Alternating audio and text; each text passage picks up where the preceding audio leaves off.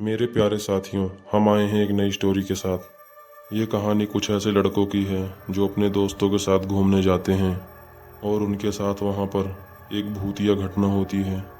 तो चलिए कहानी को हम उन्हीं के अंदाज में शुरू करते हैं। मेरा नाम पुनीत है। मैं और मेरे सभी दोस्त घूमने के लिए शिमला की यात्रा पर निकलते हैं। आखिरकार हम घूमने की जगह पर पहुँच चुके थे। हमने अपने होटल में चेक इन किया, पर हमने कमरों को चेक नहीं किया क्योंकि हमने उन्हें पहले से ही ऑनलाइन बुक कर लिया था और हम थोड़ा जल्दी में भी थे। इसलिए हम अपना सारा सामान रखने के बाद दूसरी जगह घूमने के लिए निकल गए। शिमला की सभी मशहूर जगह घूमने के बाद हम सभी ने होटल आने के बाद हमने महसूस किया कि वह होटल काफ़ी सुनसान लग रहा था क्योंकि वहाँ पर केवल 3-4 ही स्टाफ मेंबर थे और वहाँ पर बहुत कम लोग दिखाई दे रहे थे। वैसे शिमला पर्यटकों के लिए काफ़ी चर्चित स्थान है, पर वह समय दिसंबर का था और उस समय काफ़ी ठंड होने के कारण बहुत ही कम संख्या में लोग दिखाई दे रहे थे। हम सभी दोस्त एक ही कमरे में रुके थे। हमने रात के खाने का ऑर्डर देने का निश्चय किया, पर जैसे ही हमने रिसेप्शन पर कॉल लगाई तो मैंने एक अजीब सा साउंड महसूस किया। ऐसा लग रहा था कि जैसे किसी ने फ़ोन उठा लिया है और वह कुछ कह रहा है, पर किसी कारण उसकी आवाज़ साफ नहीं आ रही थी। मैंने फिर फ़ोन लगाया, पर तब भी पहले जैसा ही घटित हुआ। तो फिर मैं खुद रिसेप्शन पर गया। वहाँ पर कोई भी नहीं था।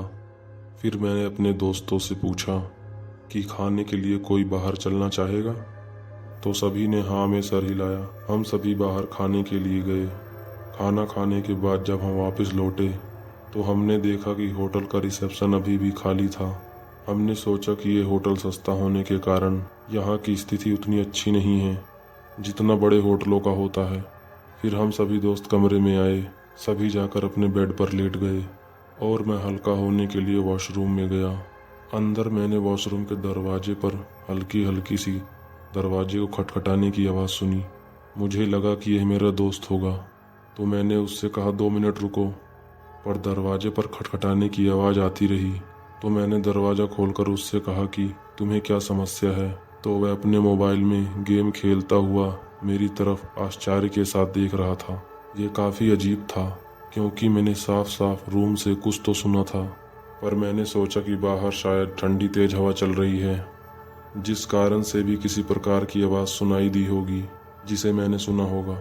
दिन भर घूमकर हम सभी थक चुके थे, इसलिए जैसे ही हम बिस्तर पर लेटे हमें नींद आ गई। ठीक आधी रात के समय मुझे ठंड लगने लगी। जैसे ही मैं उठा तो मैंने उठकर देखा कि कंबल मेरे ऊपर नहीं था। फिर मैंने सोचा काफ़ी थके होने के कारण हम गहरी नींद में सो गए थे, इसी कारण करवट लेने में कंबल इधर उधर हो गया होगा। तभी मैंने घड़ी की ओर देखा तो रात के 1 बज रहे थे। तभी मैं बाथरूम में गया, पर जैसे ही मैं अपने हाथ धो रहा था कि तभी मैंने एक आवाज़ सुनी। ऐसा लग रहा था कि मुझे कोई बाहर से आवाज़ दे रहा है। बाहर से मुझे कोई पुनीत पुनीत कहकर बुला रहा था। यह सुनकर एक पल के लिए मेरी सांसें थम सी गई क्योंकि मेरे सभी दोस्त तो अंदर सो रहे थे, तो इतनी रात को मेरा नाम लेकर कौन बुलाएगा। एक क्षण के लिए मैं उसी जगह पर जम गया। मैं हिल नहीं पा रहा था। मेरे शरीर में कपकपी सी महसूस होने लगी।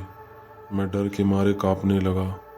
तभी मुझे दरवाजे पर फिर से हल्की हल्की खटखटाने की आवाज़ सुनाई दी और मैं ज़ोर से चिल्लाया। तभी मेरे सभी दोस्त जाग गए और पूछने लगे क्या हुआ। फिर मैंने इस घटना के बारे में बताया कि मेरे साथ अभी ऐसा हुआ। इतना सुनकर सभी डर के मारे कांपने लगे और फिर दोबारा किसी को नींद नहीं आई। फिर हम सभी ने प्लान बनाया कि आज रात को यहाँ रह लेते हैं, अगले ही दिन हम सभी दूसरा होटल ले लेंगे। सुबह होते ही उस होटल को छोड़ते समय रिसेप्शन पर कुछ स्टाफ मेंबर्स थे। हमने स्टाफ मेंबर को उस रात की घटना के बारे में बताया तो उन्होंने हमसे ऐसा कहा कि यहाँ पर ऐसा होता रहता है। फिर हम सभी वहाँ से निकल लिए और जाकर दूसरा होटल बुक किया। फिर हमें वहाँ पर ऐसा कुछ नहीं महसूस हुआ।